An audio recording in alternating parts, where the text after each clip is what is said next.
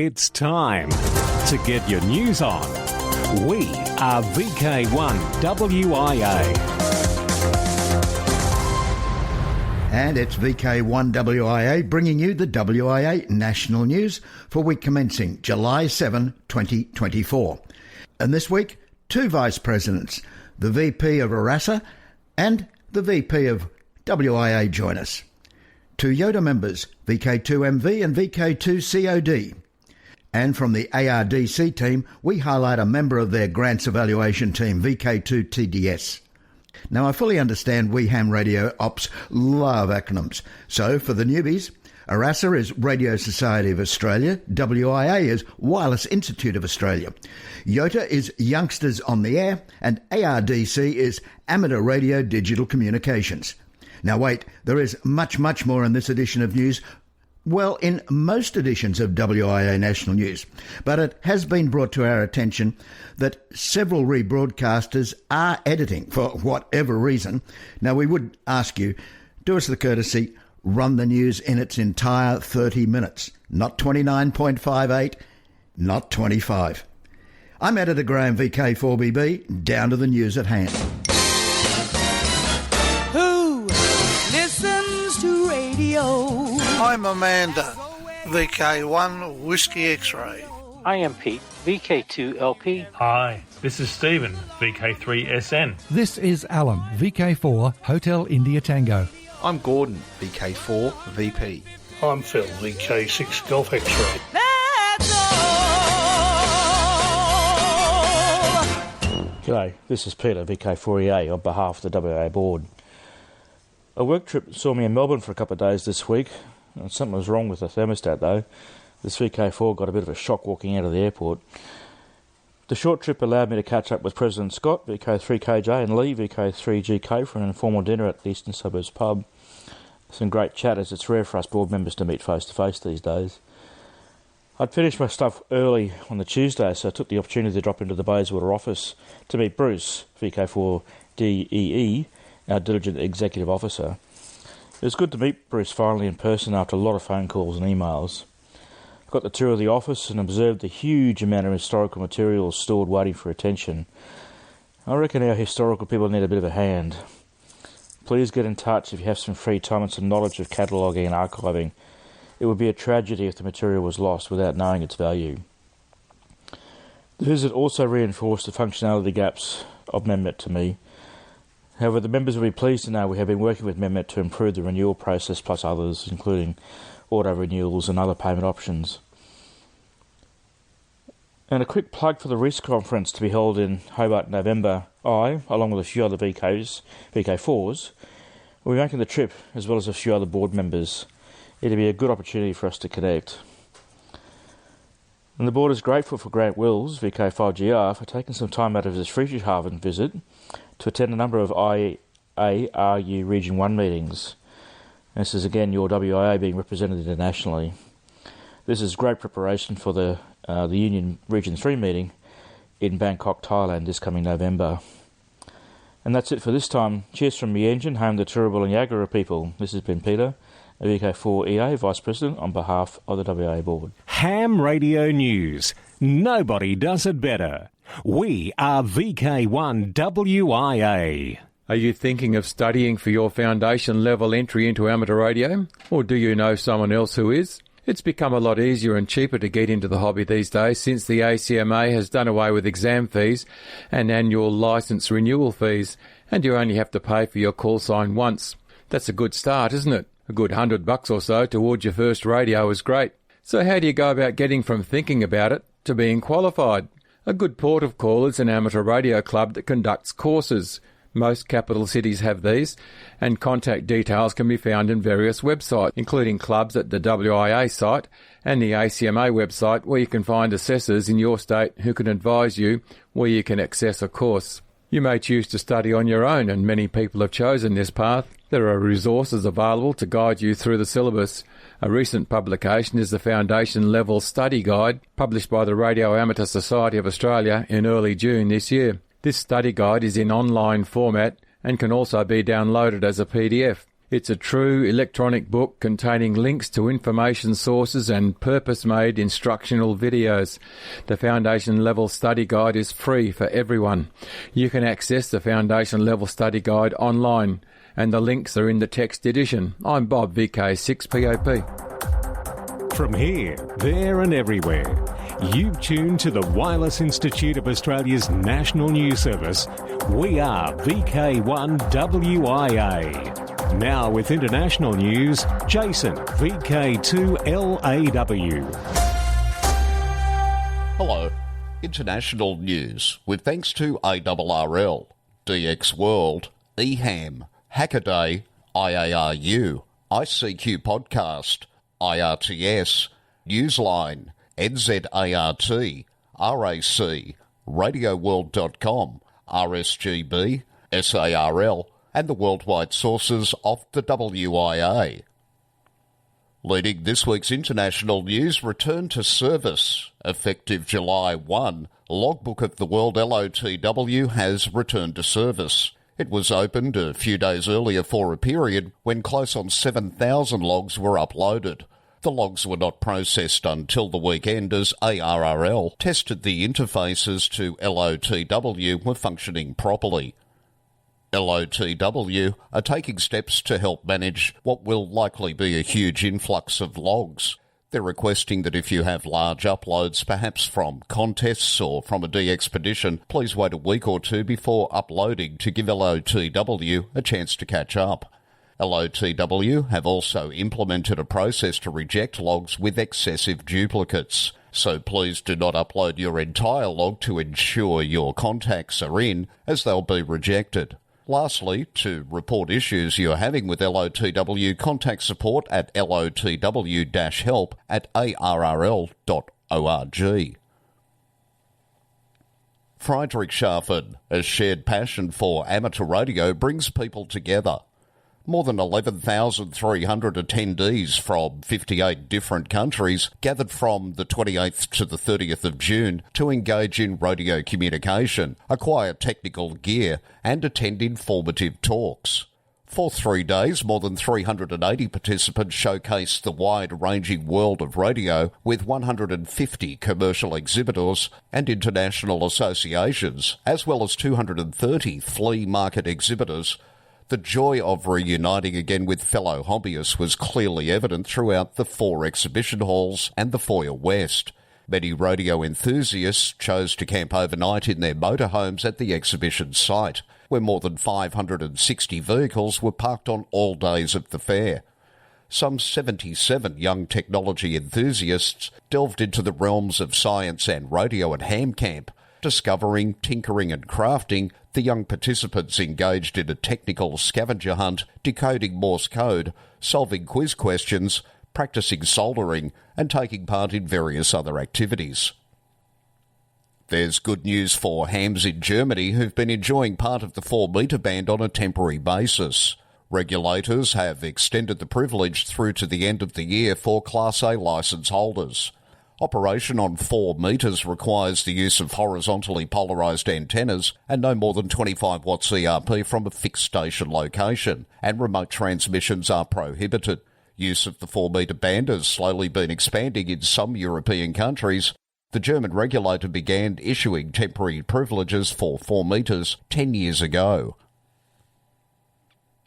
ARDC.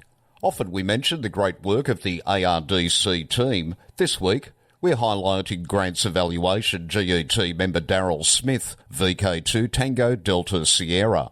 ARDC, or to give it its full name, Amateur Radio Digital Communications. The mission is to support, promote and enhance digital communication and broader communication science and technology, to promote amateur radio, scientific research, experimentation, education, development, open access and innovation in information and communication technology. But back to GET member, VK2 TDS. Daryl has enjoyed analysing the results of the work that ARDC has funded, stating, "I feel privileged to be a part of the team." Licensed in Sydney here in Australia more than 30 years ago, Daryl became a ham to experiment with packet radio and has loved every minute of it. After many years of focusing on VHF, Daryl got his first HF radio early last year. When he's not volunteering at ARDC or on the air, Daryl is a consultant electrical engineer, where he had the amazing opportunity to work as a microwave and satellite engineer and RF technician on the set of Furiosa, a Mad Max saga, where he cites as the work he's most proud of. In his spare time, Daryl also enjoys recreational running, where he averages running about 1 marathon a year. To learn more about Daryl, you can check out his company website at radio-active.net.au/web4. That's it from VK1WIA National News and the International Slant. VK1WIA is the flagship station of all WIA news outlets from print to social. To the best of all, genuine voice on ham radio bands. For VK1WIA National News, in Sydney, I'm Jason, VK2LAW. We are VK1WIA. Now, operational news with VK4FUQ. Felix. Hello there. Now, Contest-wise 2024. VK Shire, as you'd recall, was run and won back in June. Contest manager is Diane Main, VK4DI, a long-time contestant in DXer, and she joins us later with the results. IAA UHF World Championship July 13-14, 0 hours UTC Saturday and 23:59 hours UTC Sunday. The aim of the contest is to support amateur self-training in radio communication, including improving amateur operating skills, conducting technical investigations, and also intercommunicating with other amateurs around the world, especially IARU member society headquarters stations, including our own VK3WIA. ZL Autumn and Winter Sprints. Hope you started, but this contest is all July. It's the greatest ZL Sprint series held at 0800 hours Zulu Tuesday nights. As before, this contest from New Zealand starts with 30 minutes of CW, followed by 30 minutes of SSB, and then 30 minutes of FT4, all on 80 metres. The CW-SSB exchange is RST and your outside temperature. The FT4 exchange is your 4-digit Maidenhead grid locator. Trans-Tasman Low Band Contest, July 21st. Only contest bands 160, 80 and 40 metres are allowed with SSB, CW and RIDI or PSK. IOTA Contest 2024. The next session of this year's IOTA Contest will be from 10 hours to 21:59 hours UTC 21 July.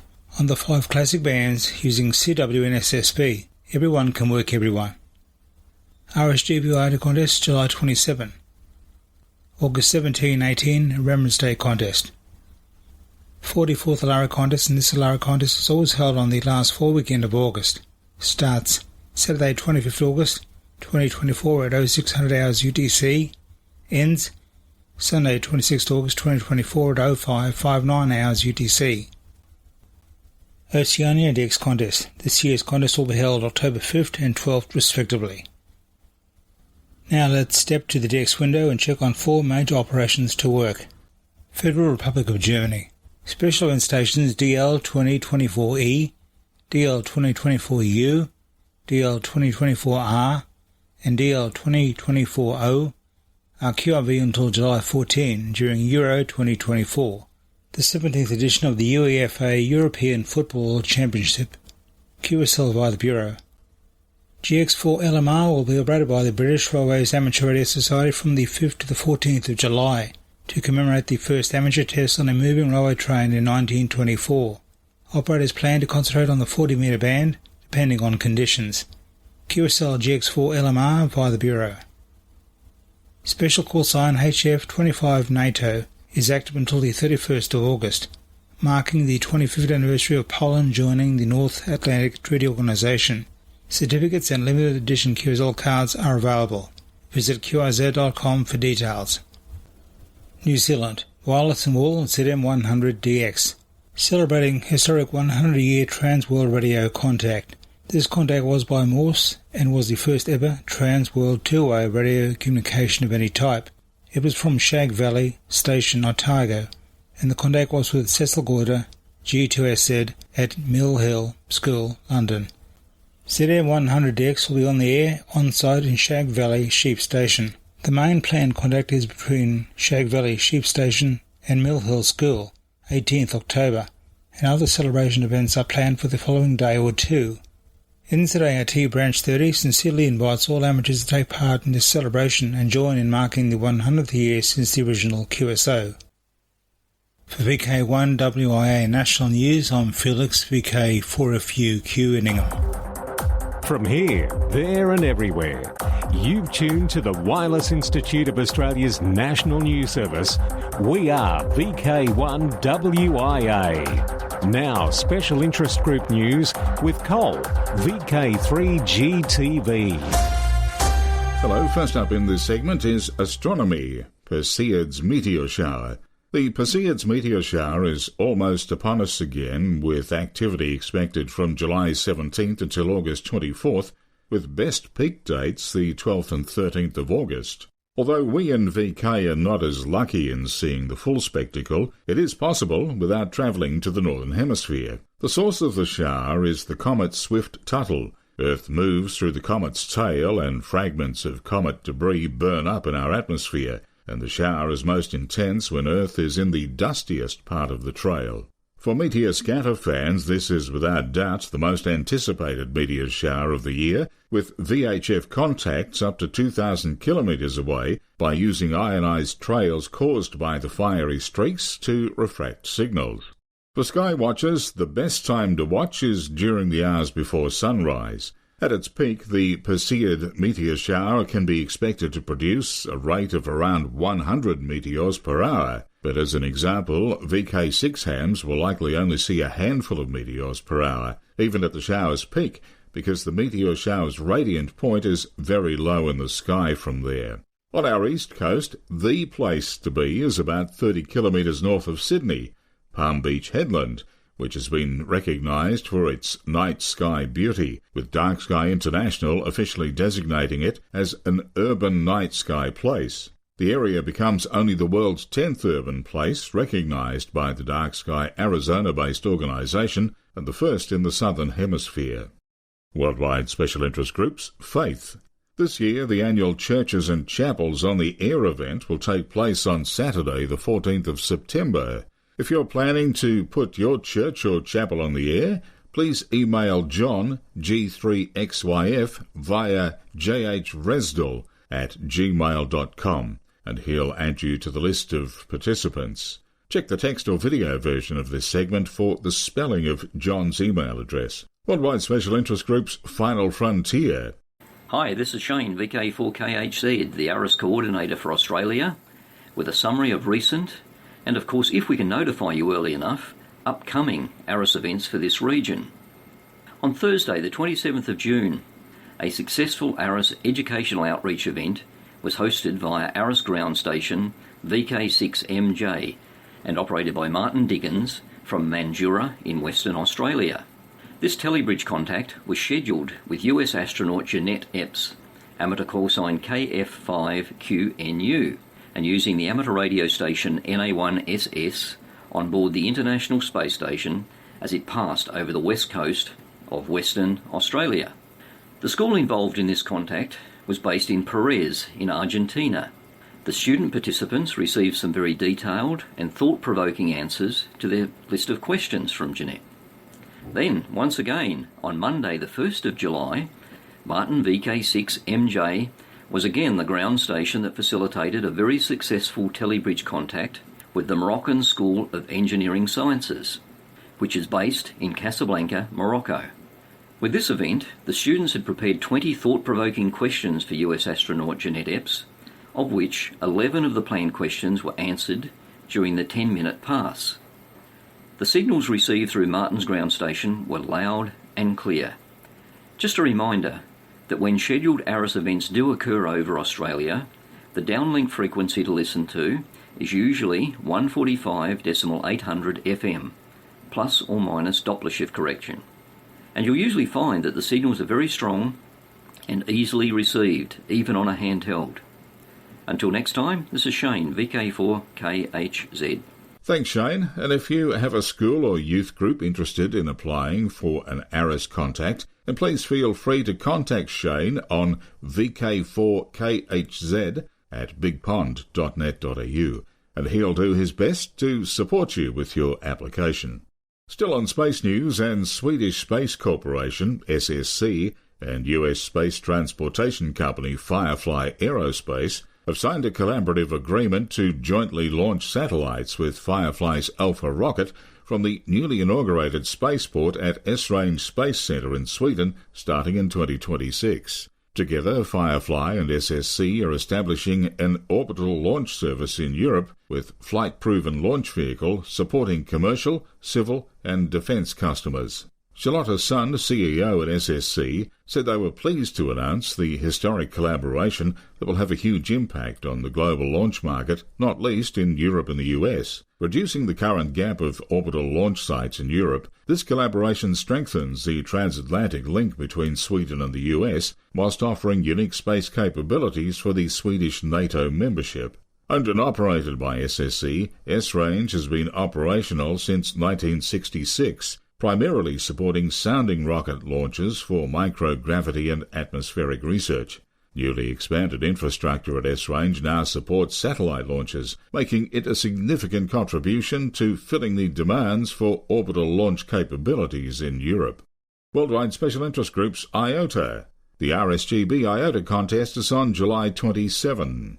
Eric is on the island and on the air as FP/KV1J from Miquelon Island, IOTA number NA032, until the 16th of July. He'll participate in the IIRU HF World Championship taking place on the 13th and 14th of July.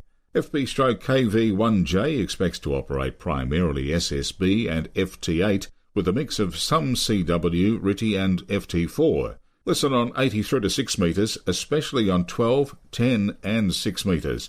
See QRZ.com for QSL details. JASEC SP5EAQ is planning to be active from Niue as E6AQ, call sign pending, October 22 to November 9. QTH is on the western side of the island, right by the ocean. This will be an SSB operation only on 80 through to 10 metre bands. Participation in the CQWW SSB contest. The UA is a self-governing island country in free association with New Zealand, situated in the South Pacific Ocean and is part of Polynesia. The island is commonly referred to as the Rock, which comes from the traditional name Rock of Polynesia. Niue IOTA listing of OC040 is located in a triangle between Tonga, Samoa and the Cook Islands.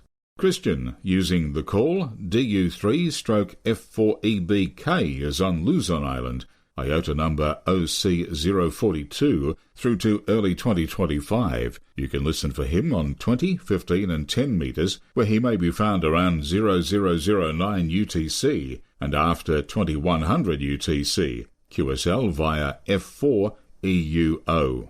Worldwide Special Interest Groups, Radio Amateur Youngtimers, IOTA. And with the latest news, it's over to Alec, VK2MV. Thank you, Cole. To encourage more interest in amateur radio, particularly for we younger ones as well as Girl Guides and Scouts, the Australian Ladies Amateur Radio Association, also known as ALARA, has now introduced a Radio Challenge badge. This involves participants completing 6 activities from a list of electronics, radio and communication topics. By submitting a report detailing what they learned, participants will be able to gain a certificate of completion and a badge. In addition, ALARA has also added new information for beginners on their website. So please, spread the word about these items to anyone, scout or guide you know who needs some extra encouragement to get involved in amateur radio. More details can be found on the ALARA website. Now to Alan, VK2COD, with news about the IOTA camp in the Americas. Thank you, Alec. Activation of the VE1 IOTA call sign from the camp in Halifax, Nova Scotia will begin the evening of Sunday, July 7th and conclude on the Friday, July 12th. Campers will operate the very special memorial station as they finish projects between sessions and during their free time. In memory of Silent Key Bob Heil, K9 EID, the youth on the air camp shack will be named the Bob Heil K9 EID Memorial YOTA Camp Amateur Radio Shack. Now back to you, Alec, with the great ideas of QSOS turning clever when call signs become memes. If you think there's something funny about this story, you're right. It's about using memes on the air.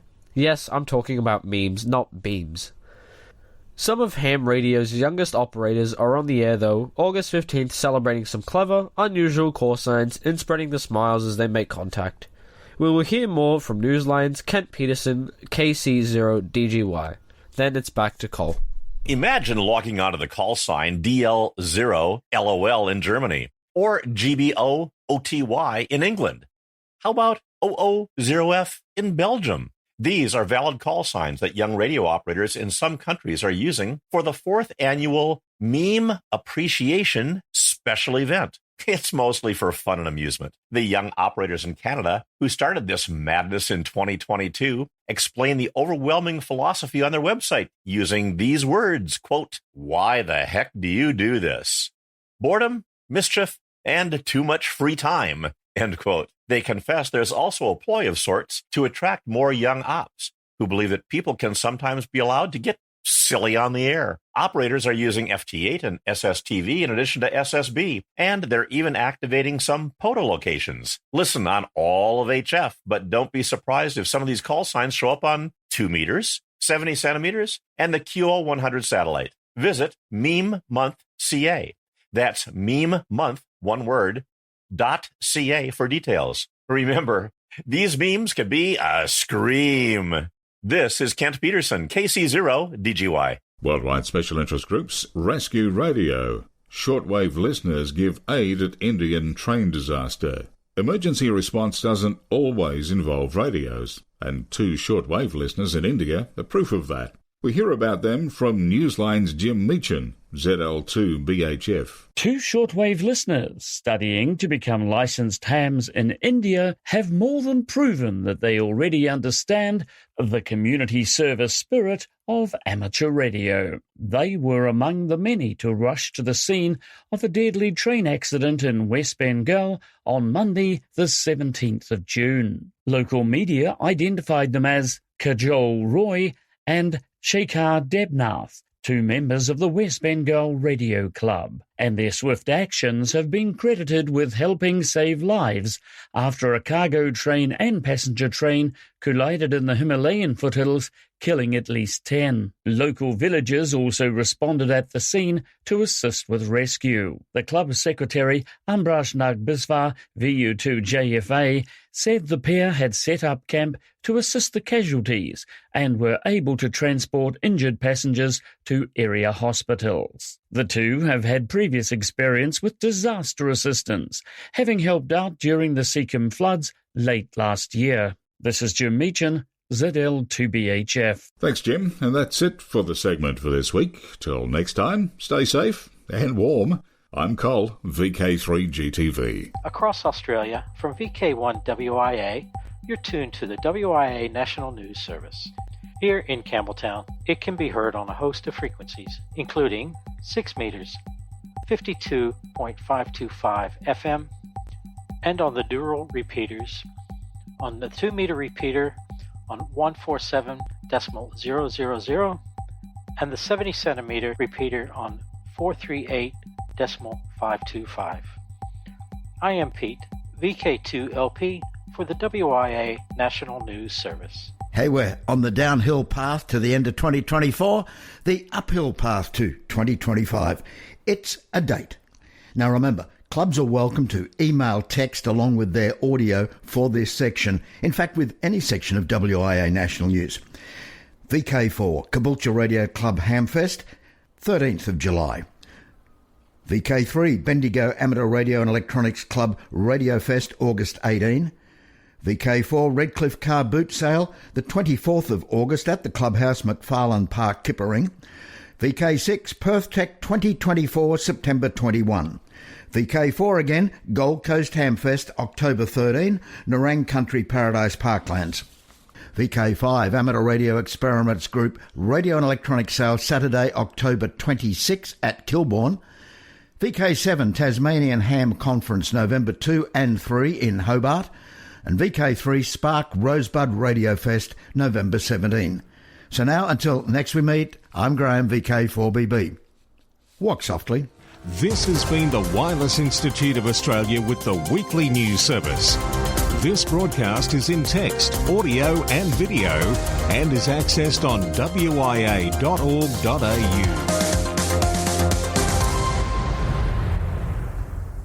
Courtesy of Bevan, VK5BD's ATV and YouTube channel, this has been WIA National News.